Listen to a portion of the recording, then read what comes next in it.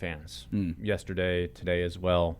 One Longhorn that was not so enthusiastic yesterday was Scottie Scheffler.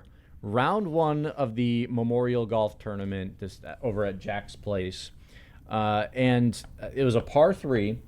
He had a tee shot, and it didn't go the way he wanted. But the PGA Tour, God bless him, had the mics all over the course. And we got to hear him just rant and rave about his tee shot. And he seemed a little bit confused. In fact, he seemed a little bit like Jonah Javad playing a round of golf. Let's play that for you now. Trackman Tracing is presented in partnership with Rolex. Oh, he turned this over. Yeah, gotta go. Gotta Oh, go. no. I feel like that was a good shot. It was a good shot. Now I'm in the water. Because it came in out of the right. Absolutely flushed a 7-iron, and we get the wind wrong, and I'm in the water. I don't think you understand how frustrating that is. Like, that was a good shot. It really was. Flushed it, like the line. Went hurting out of the right. I don't understand. I really don't. I mean, it was 5 yards short of the green, flush, because it's into off the right. Like, there's no way it could curve that much if the wind is helping it. It's so frustrating just to put this stuff wrong. I'm hitting good shots and dropping from hazards. Oh, so good.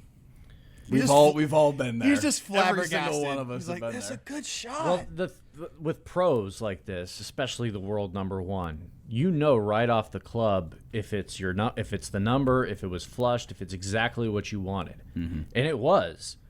But it still went in the water. And when it ended up in the water because the wind was hurling right to left, and the reason Scottie is talking to his caddy Ted Scott so much about that is because that is the caddy's job, is to know the wind and how much is it moving, and that plays a role in where you're aiming and how hard you want to hit it. And because there was that, whatever, it was an error or a misjudgment led to ball into water, and Scottie spending that was a minute. It went way more than a minute. And I don't know if he's actually talking to Ted Scott. Ted just seems to be, he's just like kind of tuned him out after the first 15 yeah, seconds. buddy. Yeah, okay, got it. It felt, I wouldn't put it in the tantrum category, but it was very much a confused frustration from Scottie Scheffler. But I love moments like this. It's why I love the U.S. Open in golf. Is I like to see the world's best look normal from time to time, and even if it's just a misjudgment on wind and he hit a 7-iron flush, whatever, it's just nice to see some of the dudes kind of get humbled a little bit by what we have to deal with on a day-to-day basis when we play golf. You're more of a golf head than I am. I love the game, played the game a bunch, but I'm not as good as you or Joe, and I don't maybe understand it on the same level, and I don't follow it on the same level that you guys do. Especially the non-majors, although Memorial's like it's 5B or 6A. Like it's an elevated event. Yes. It's a actually, big deal. It's actually the reason why Scottie and Jordan didn't play last week at the Colonial, because they wanted a chance at the higher purse this week at Memorial. But so my question is, why is that so much on the caddy? Scottie's out there feeling the wind just as much as the caddy is. We all have the ability to sense the wind. We all have the ability to grab the couple of blades of grass and toss them in the air. It's a great question. But it could be said for reading greens, knowledge of every slope on a fairway.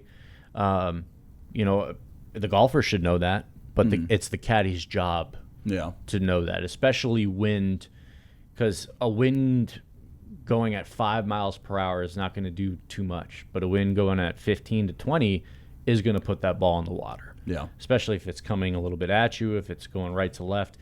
And if the wind is going right to left and you've got water to your left, I mean, you have to sometimes play it safe there. And it's just, what I love about that clip is you just don't see that from Scottie very often. One, you don't see a mishit like that because he and Ted Scott are so in sync all the time. Scottie also just doesn't mishit the ball really ever. And despite the fact that his feet are all over. Yeah, the place. I know. It looks And like he does. actually, yesterday was one of his worst. I believe it was one of his worst accuracy days on tour in his career. And that's just kind of what made that clip funny. Is that when he does have to kind of deal with something like that, it's so rare that he must spend 5 minutes just talking to himself and muttering about that. And the funny thing is, it's not Just even got to release it all. Yeah, and I think he only took I think he bogeyed the hole or something. Like it wasn't a huge deal. Still recovered pretty well. Yeah, because he's the Scottie. number one golfer in the world. Yeah, so what he does. whatever. We got to hit a break.